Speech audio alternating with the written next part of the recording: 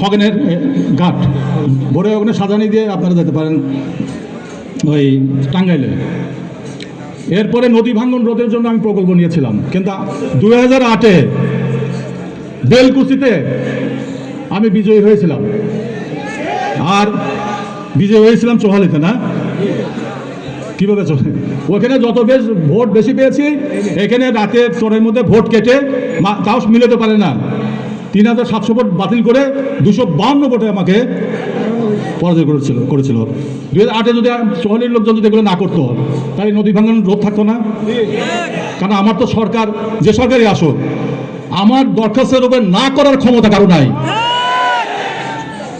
আর ব্যক্তিগতভাবে উন্নয়ন করার যে কায়দা কৌশল, সেটা আমার জানা আছে। কি কারণে? সেই যে 1964 সনের থেকে আইয়ুব খানের বিরুদ্ধে লাগা একজন মানুষ আমি। আল্লাহর অশেষ রহমতে এখন চোহালি ডিগ্রি কলেজের মাঠে আপনাদের সামনে বক্তৃতা করছে, আর এতগুলো ডিগ্রি বিশ্বের। তা আমার দরখাস্তে যদি কোনো সরকারের যদি কোনো নো করে, নোর উপরে বাপের উপরে বাপ আছে, বাপের উপরে বাপ আছে, তারপরে হলো সুপ্রিম কোর্ট আছে। সুতরাং আমার চিঠির উপরে না করলে ওটা পার পাওয়া যাবে না।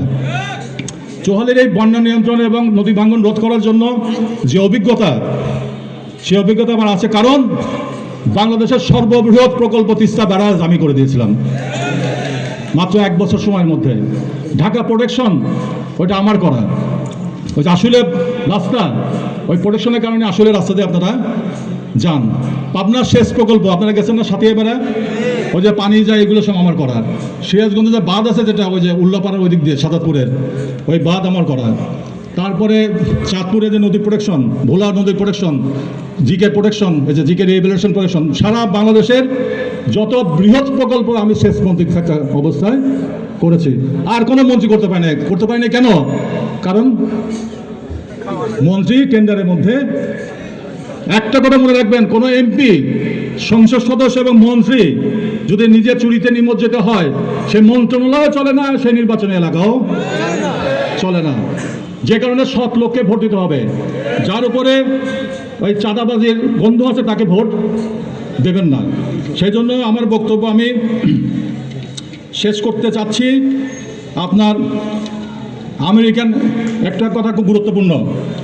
আমেরিকার সংবিধান রচনা করেছিল 5 জন ব্যক্তি, ওয়াশিংটন, তারপরে জেমস এডিসন সহ আরও 5 জনকে বলে যে শয়তান, 5 জন নাকি ডেভিল।